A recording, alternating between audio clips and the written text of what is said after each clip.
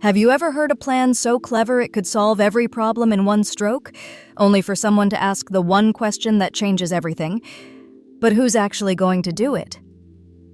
This is the story of a little mouse with a big idea and how a family of mice learned the difference between dreaming and doing.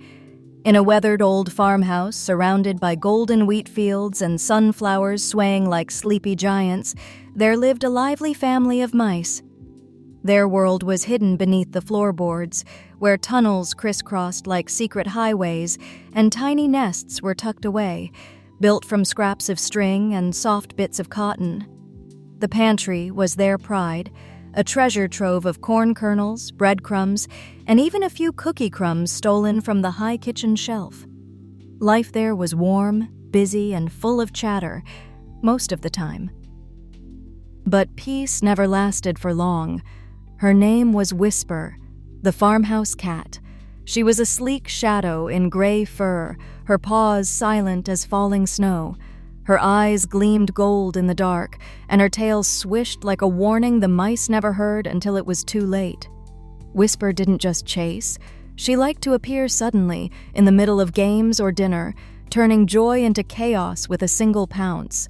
And every few days, one of the younger mice would escape her claws by a whisker, heart-pounding, fur-ruffled, too shaken to speak.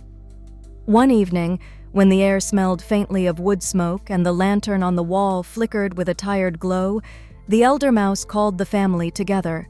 They sat in a straw circle, young ones tucked into the corners, older ones twitching their whiskers with worry. "This cannot go on," the elder said, his voice steady but grave. "We must find a way to protect ourselves from Whisper." Ideas flew through the room like sparks from a fire. "Let's build a trap." "We could block the pantry door." "Let's move to the barn." But each suggestion fell apart. Whisper was too quick for traps, too cunning to be fooled, and the barn was no safer than the house. Then, from the edge of the group, a young mouse named Milo stood. His fur was a little scruffy, his tail curled with nerves, but his eyes shone with a spark of something, hope. "What if," he began carefully, "we tie a bell around her neck?" The room froze in silence. Milo's voice grew steadier. "If we can hear her coming, we'll always have time to hide. No more surprises, no more close calls. We could finally live without fear." At first, there was only stillness. Then the room erupted in cheers.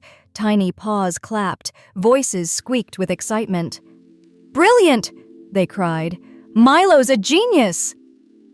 They pictured it, Whisper prowling through the hallways, a gentle jingle following her every step. Dinner without dread, games without sudden terror. The thought was so sweet it made them giddy. But then the elder mouse lifted a paw. His voice was soft, but it carried through the room. "And who," he asked, "will put the bell on the cat?" The cheer vanished. Milo blinked. The younger mice looked at each other with wide, uneasy eyes. Some shifted in place, some lowered their heads. No one spoke, because as wonderful as the idea was, the truth was simple. No one wanted to get close enough to Whisper's teeth. The meeting ended quietly. One by one, the mice slipped back into their tunnels, still whispering about bells and bravery, about what might have been. Milo sat in his little nest, staring at the tiny bell they'd found in an old drawer. It gleamed in the lamplight, small and harmless, until you imagined carrying it toward the cat. Outside, the house settled into nighttime silence. Somewhere above, Whisper padded along the hallway, her paws soundless, her eyes catching the moonlight. The bell never made it to her neck. But that night, the mice learned something they would never forget. It's easy to imagine great plans, to dream of perfect solutions. It's much harder to step forward, take the risk, and see them through. And sometimes the bravest part of any story isn't the clever idea, it's the courage to act on it. Like, comment, and subscribe for more magical tales. And don't forget to ring the bell so you never miss a story that stirs your heart and sparks your imagination.